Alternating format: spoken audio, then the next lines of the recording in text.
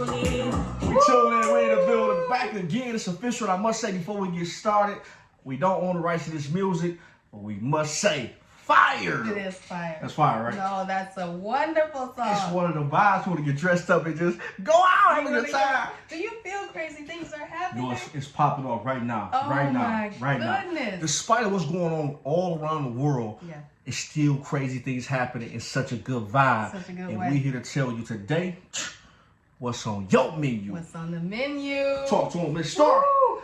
We want to say thank you to everybody who gave us feedback, input, comments. I mean, it's blowing up. Everybody is participating. They're feeling the energy. Yeah. They love the vibe. Yes. We want to say thank you. We're going to keep it going, keep it coming, keep the content lit. Yes. And continue to reach out to people and let them reach back out to us and maybe have some special guests. That's it. That's what we on. That's what we on. Yeah. We must say to our audience, listen, this is our first time, but listen, the gift was always there. Right. So for those that didn't let us in the door, guess what? We coming. Don't be nervous now, man. Do we even want to knock on the door? No, we're just gonna bust it down. We're just going to push it in. That's what we do. You got to take it. Yeah, that's we from Detroit, This so is that's like takeover. that's what we on. This is menu It's the takeover. menu takeover. Ugh. Such a vibe today, man. Listen, we rocking with the coldest, man, coming up. And I must say, my lovely Star Smith, and you rock with your boy, Michael Caston. Talk to him, Miss Star. We are having such a phenomenal time with uncovering, discovering, Sure. recovering, recovery, healing, Yes. repurpose, redesigning. Fire. Come on. Yes, yes. From the menu. All day. We're going to do a quick summary just to sum it all up Let's do it. thus far where we are. We talked a bit about redesigning your menu after a crisis. Still, that's it. That's just it. It's just that simple. It's just that simple. I Wow. wish it was just that simple. I know. It sound we making it sound No, we like make it No, but vibe. when you're going through, you're really going through. When you almost died, Listen, you don't want to talk to nobody. nah. You ain't about to dress up. You're not about to put on no lipstick and no makeup. No dancing, You no don't want to get out dancing. of there. Ain't no crazy things happening like that. You know? I'm about to jump around with Tim's on, you know what I'm Right. saying? You're about to be depressed. You're about No. to stay in the bed. For sure. You see what I'm saying? So we went through, we've been through, we've come out, we've been over the water, and we're just trying to help people from drowning. All day. Just Today, one or two. That's it. And today we're going to really touch on a lot of topics that's going to really save you and maybe your marriage. And for those that you're single and y'all happy with being single, I respect that too. But the moral of the story is you versus you. Wow. How that sound? You versus you. Oh. Tell the people where we heard of Detroit versus everybody. Yeah. Gucci versus like what is you versus you? It's to me it's like it's really like a reflection in the mirror. It's like when I look in the Wow. mirror, it's like Wow. who do you see? Yes. So no matter when you do your hair, you Yes. brush your hair. Yes. You know, I had to realize that I'll use a prime example. Mm-hmm. I was the king of getting my hair cut. Okay, I would go 5 o'clock in the morning. Shouts out to Mark Robert, man, that used to get me together. It was official. Mark Robert Experience, man. If you don't know, make sure you tap in with Mark. Used to give me in appointments at 5 in the morning. Yeah. And it was one time my ex-wife thought I was cheating because I was getting up that early to get my hair cut. Getting that hair together. But throughout the years, Yeah. through my journey, I noticed that my hairline began to. Receive. There you go. Yeah. Never knew who my father was, so I don't know how hair is. But I can tell you something that I finally realized. It was one day I woke up and I looked in the mirror and I said, I'm not paying $70 for a haircut anymore. I'm not spraying that spray on my head. Yeah. So I immediately went to the barbershop and I said, look, I'm making a decision today. I looked in the mirror for the last time and I'm going bald. And here we are. Oh, that's Look at that. sexy. Feel that? That's really That's hot. That's a vibe. Oh, that is the vibe all day. Immediately. Shout out to all the bald heads, man. You rocking it. Come you on. sexy chocolate with it. Ah. The bald head is shining and all. Such a vibe, such a vibe. But I made up in my mind. I said, you know what? I'm making a decision. I looked in the mirror and I went bald. And it's the most great experience that I ever had. Yeah. So the moral of the story is stop holding on to things that are not there anymore. I know a lot of men are dealing with things, a lot of women. But I'm telling you, if it's not there, Cut it off. Wow. Get out of there. So we're gonna break up the traditional way. Yes. Okay? Yes. Talk to him, Miss Star. Wow, that's I can't even come behind that. I don't even know where to start. You took the words out of my mouth. Wow. You have to stop making excuses. Okay. Right? What was the line you said? Stop making excuses about the things you can't control, basically. That's it. You versus you is about stretching yourself to the next level. That's what I'm hearing as you're talking. Such a vibe. You're stretching yourself to the next level. It's the elasticity of you, Yes. right? That's it. So how far can you stretch yourself like a rubber band without popping? Please don't pop.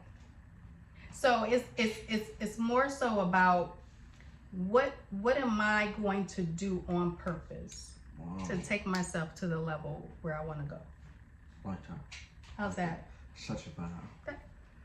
Shout out to Listen, out to shout out to Miss Star Smith, one of the coldest in the city, rocking and giving you nothing but intellect. There's a lot of ladies out there that need to hear this. A lot of fellas, you need to wake up, and we gonna teach y'all something. Survive. You know, I wish that we had, and we had people that was there to counsel us and mentor us and to help us. But when you go through certain things, I learned that God will allow them to say no. Ooh. He'll allow your best friends, your homeboy, your homegirl, your mama. Yes. Okay. To say no or be unavailable. You ever gone through something?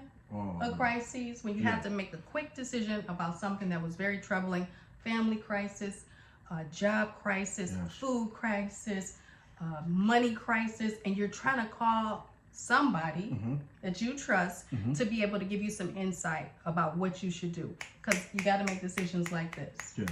Right? And making a decision is so hard. It's so hard. But you got to do it. So you're trying to get counsel from other people. Right. But they don't answer the phone. Oh. What? They don't answer the phone. And then if they live out of state and you ask them to come, I'm not coming back there. No. I'm not coming back here. I really need you to get here. Because I'm going through a crisis. Okay. So what are you talking about? You can't come here. You come here when you want to go shopping, when you want to go out to eat, when you want to check out the new restaurant, when you want to see Christmas time and the children. Why you ain't coming right now? When I'm about to die. Wow.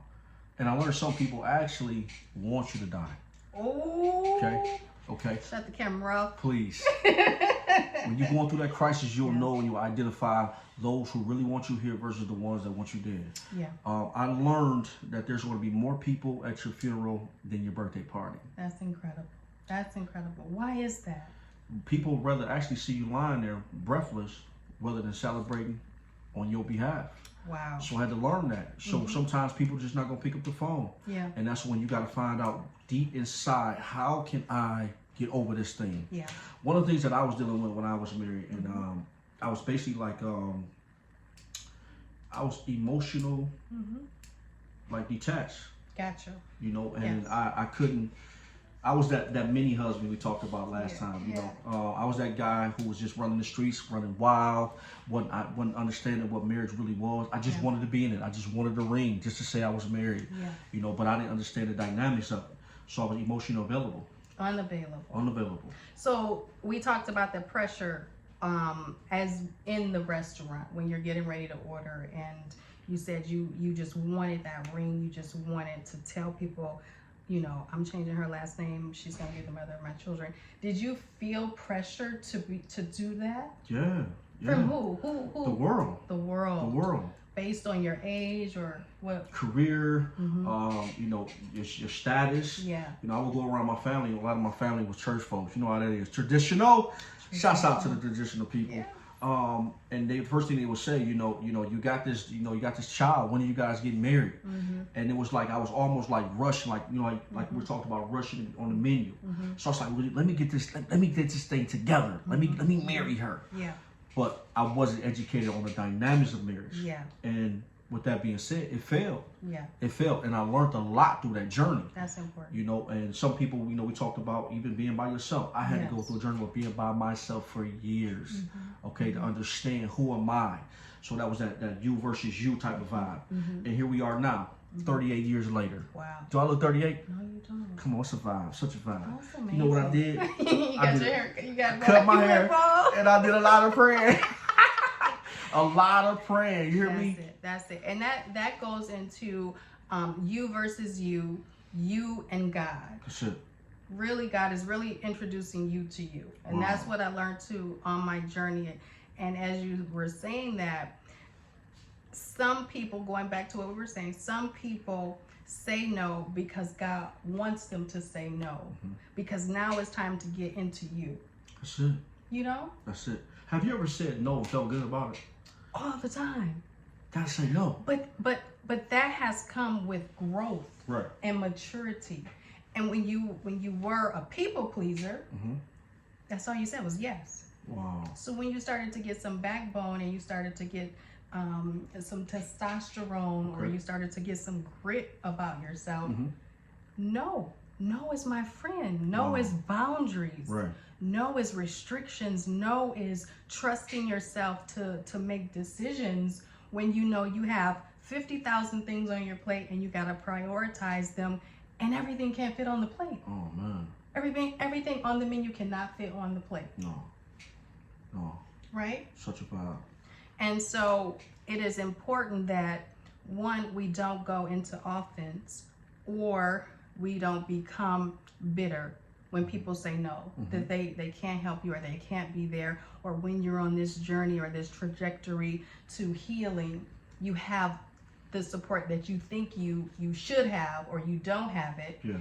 It wasn't designed to be that way. It was designed for you to be alone on the journey with God. That's it. And again, it's okay. It's okay. For you, in order for you to get it right, you gotta be alone. We push mirrors. I definitely promote mirrors. People ask me all the time, Mike, would you do it again? Yes, I know what I know now versus what I knew back then that I didn't know. So, I always talk about, people that don't know what they don't know. Yeah. So I think that throughout this journey, as we get in deeper and deeper with our lifestyle and, in our past, it's going to really help somebody out there, men and women. Because I'm going to tell you something. When you're in a toxic situation, it's hard to deal with certain things. It's hard to deal with life, raising your children. It's like everybody fails. Yeah. Everybody fails. So Star and I, we really got a vibe to where we both have been through something that was very traumatizing, and we were able to get out of it on separate occasions. And we linked, and she told me her story, I told her my story, and I'm telling you, it's about to go completely down. And that's why we came with the whole thing, what's on your menu. You got to know what's on your menu, and you're going to eat whatever's on your menu because you designed it. Yes, that's very important. It's so many things that we can spin off just from that point that you made right there.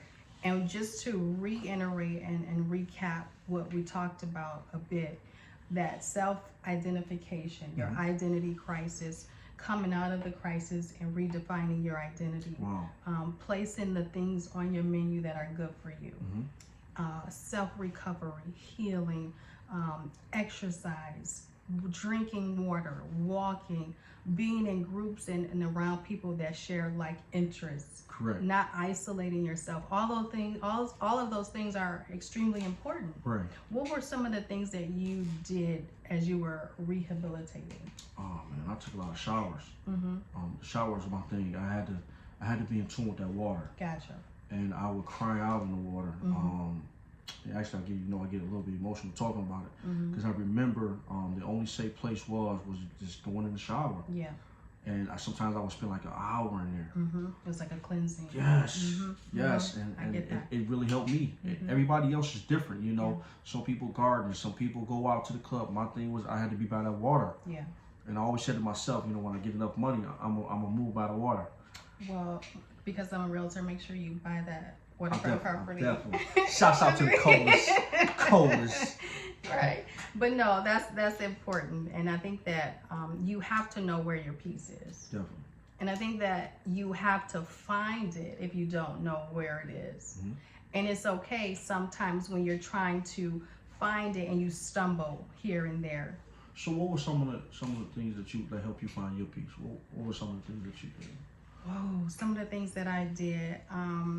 I definitely I definitely started to link up with a family member who's also a pastor. Okay. And he and I prayed a lot. Okay. Right. And he nurtured me in the perspective of this is not who you are. This is something you're experiencing. Gotcha. So he nurtured that language to me. Okay. So that I wouldn't fall trap or privy to the destruction. Gotcha. And become destroyed. Wow. Do you think some people actually was in your life to actually kill you?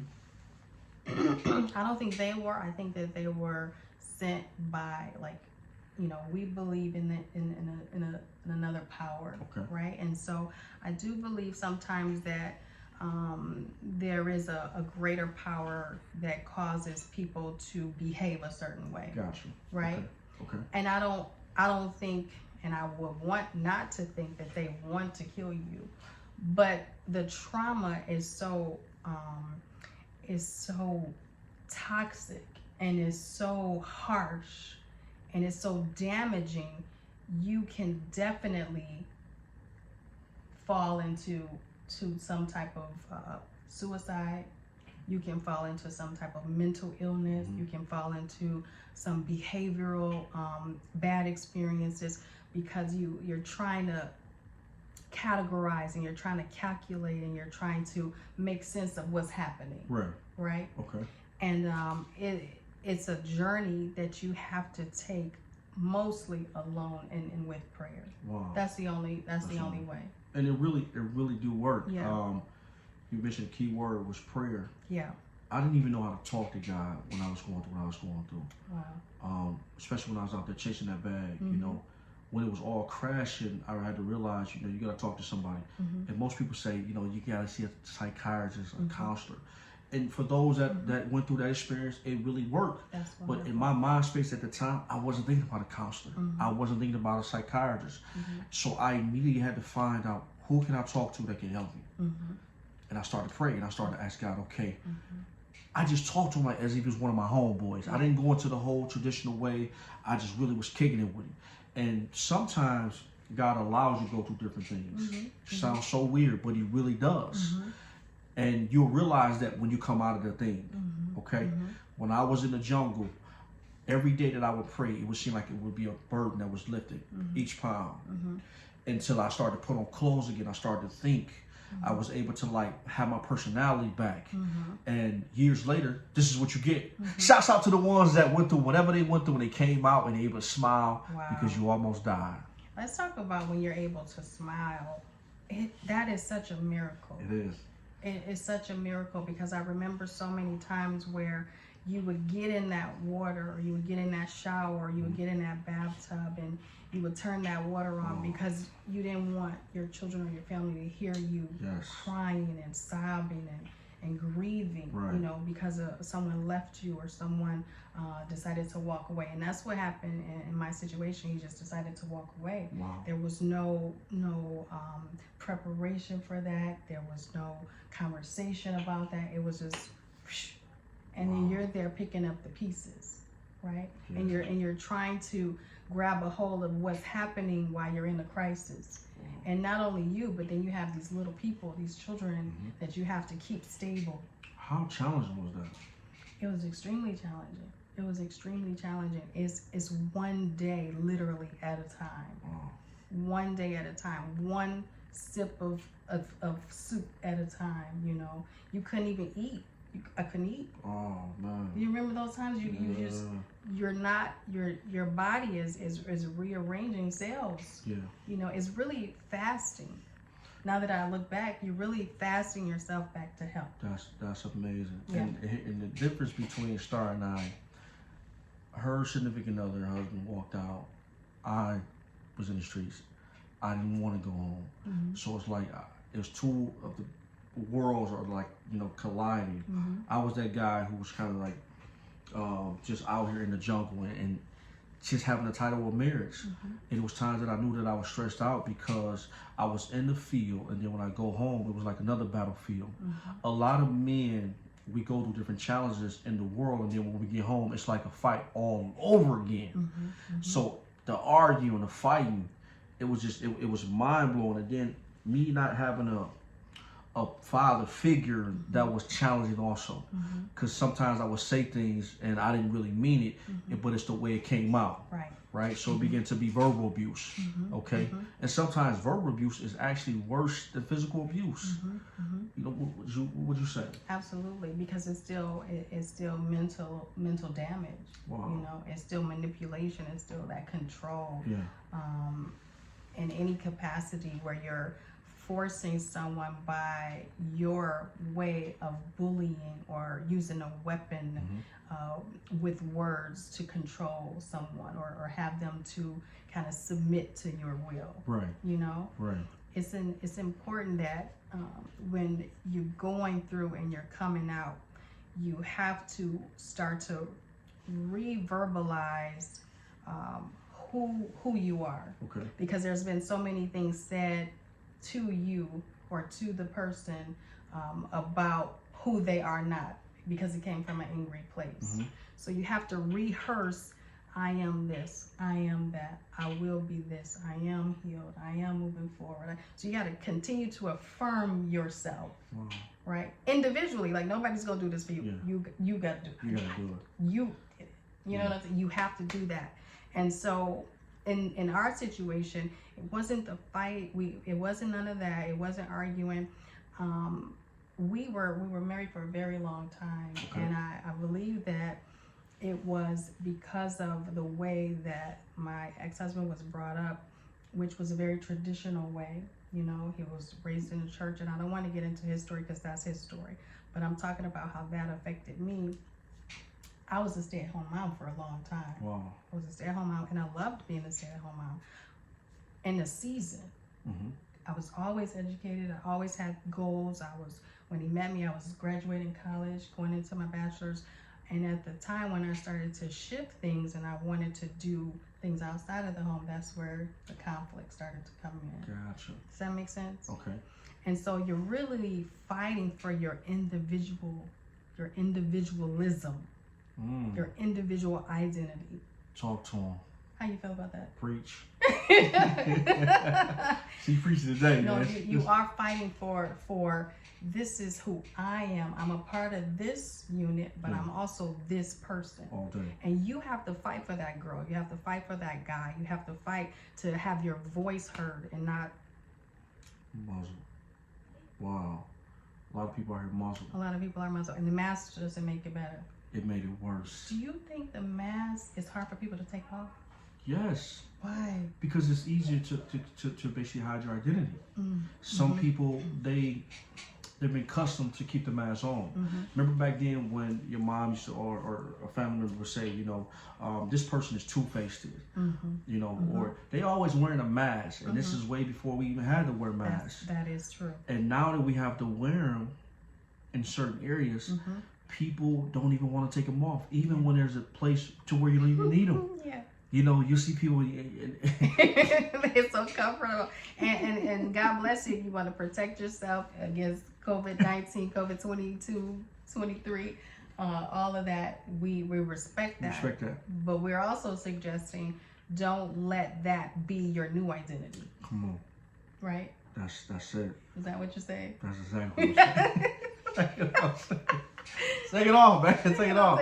Let me see you, you know. Beautiful smile. Come on. You know. And you hide that. And then you begin to get in relationships and you hide it. Yeah.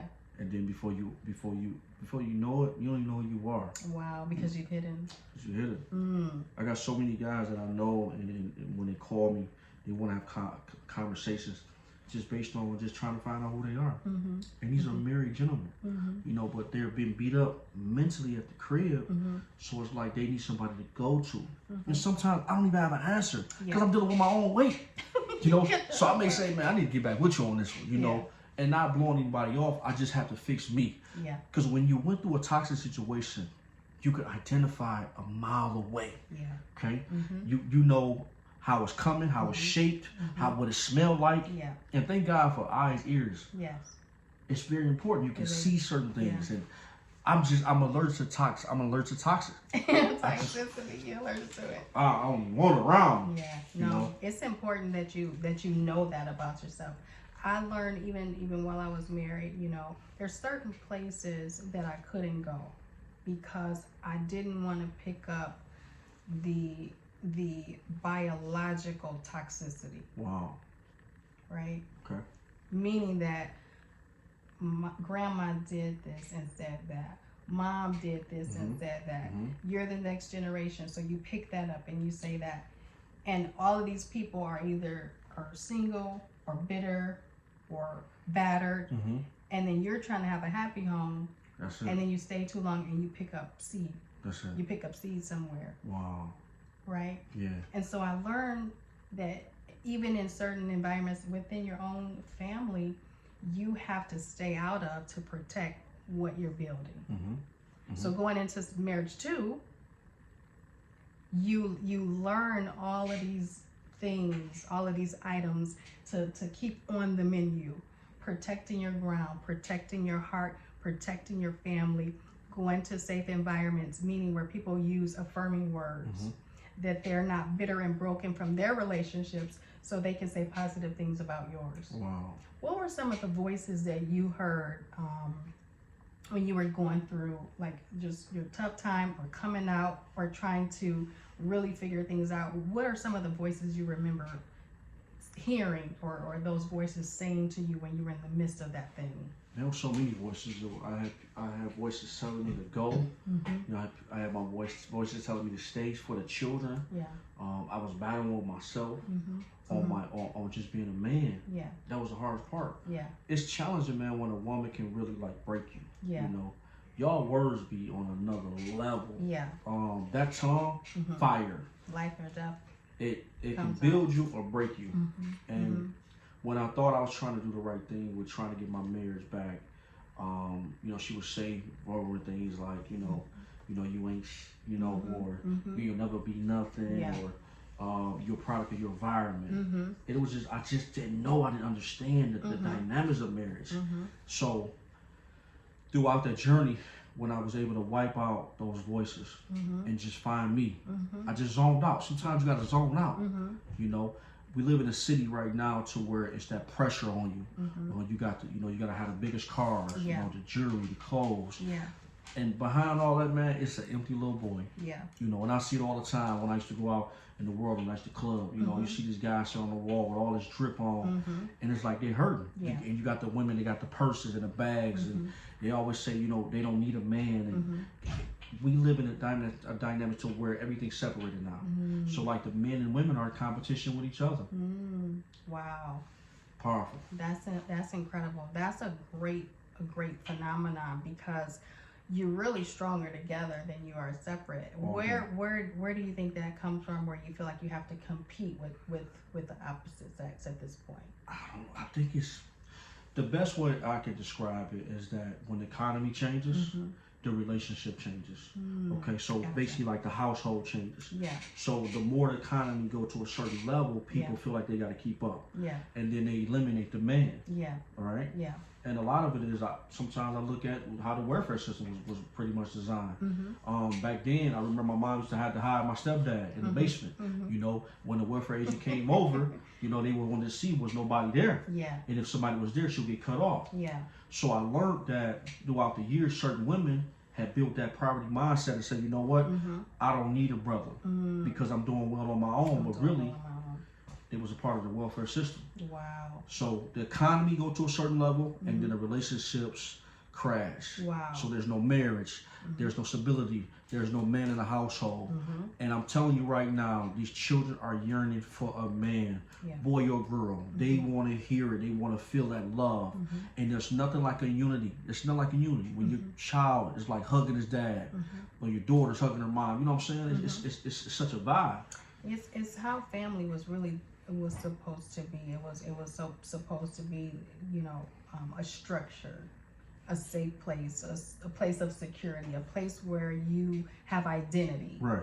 You know, where you can come and say, this is our tradition, this is what we do, this is how we celebrate. And it helps people be empowered to know who they are. And then when you have these different breakdowns, it breaks down the identity of the people involved. That's it. You know, that's it. It's like a city without walls. You know, there's no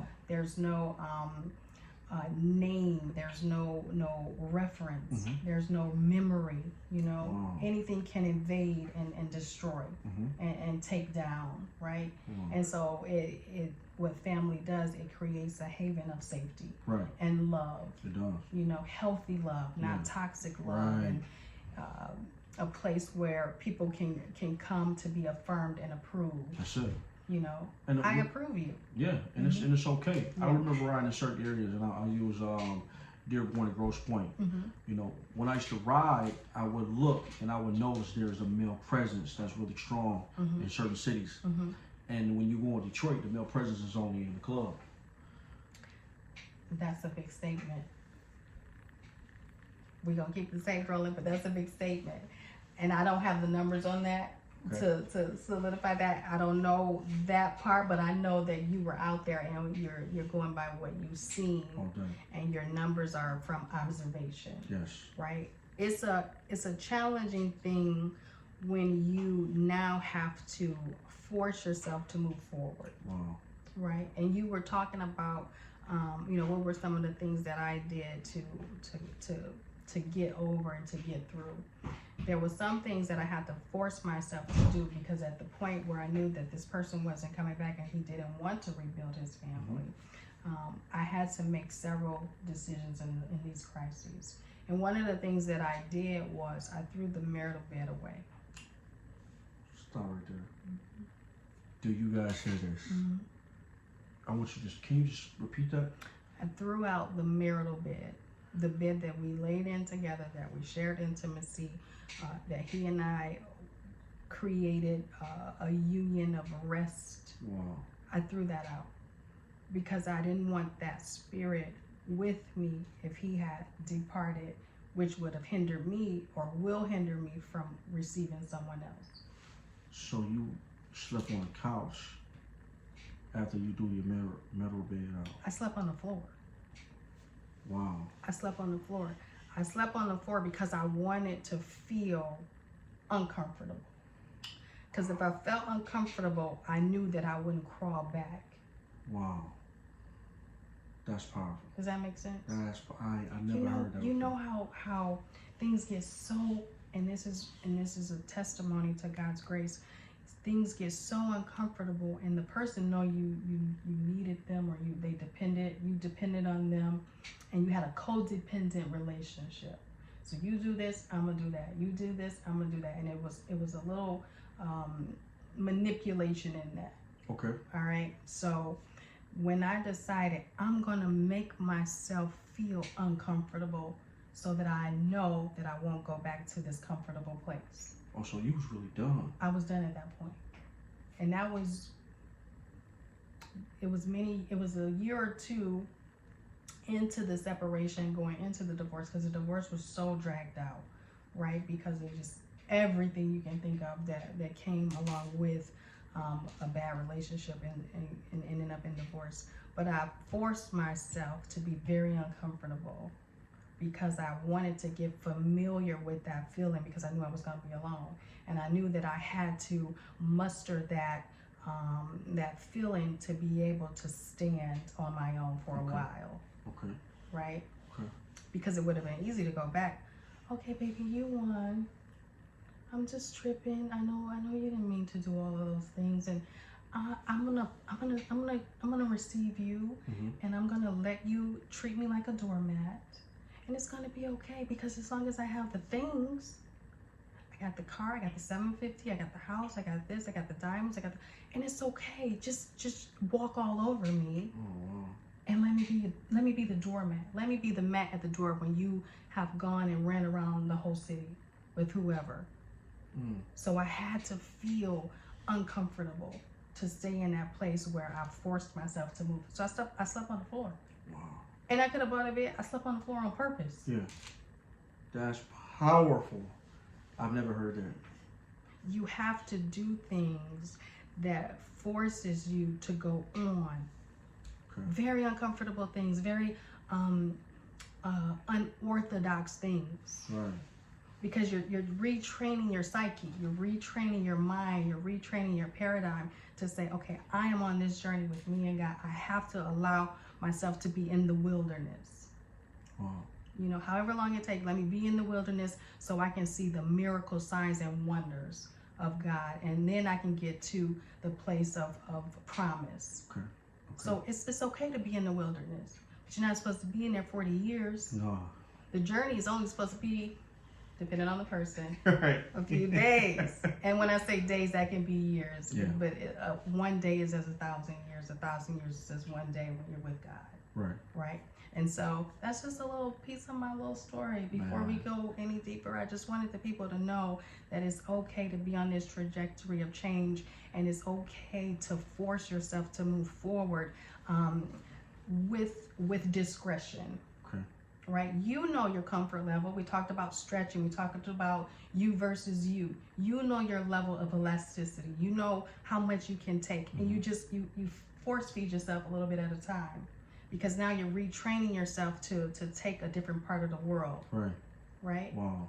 How's that? Does that make sense? That's powerful. You got me kind of speechless though. I mean, you can take the whole sermon, and I just took over the whole time. It's your world. That's amazing. I really learned something from that, right? And I can tell all my guests, y'all learned something after that. That was very touching. I mean, you actually threw out your bed, man, to really like start over. Yeah. And some people would never do that. Yeah. Because they want to stay in tune with that person. Yes, yes. And not only did I throw out the bed, I took everything off of the front door because now this house was not a home for him. So when he rolled past, it can identify No the more bed is on the identity. front line, Yeah. and then all the flowers is taken down. All the flowers is taken down. Oh man.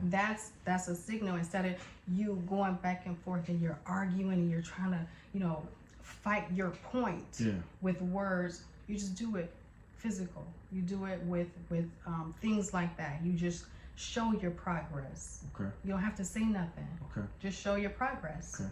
The best way to cause someone to feel regret is for you to be successful. I agree. Tune in, man. We rocking. Listen, you rocking with the best. I'm telling you, this is more than a podcast. This is real life. And I got somebody in the building that's going to stay here looking fly and give you a whole 5-star Smith. We're going to give you a little bit. Tap in, and we want to know what's on your menu. If you need somebody great, if you jump somebody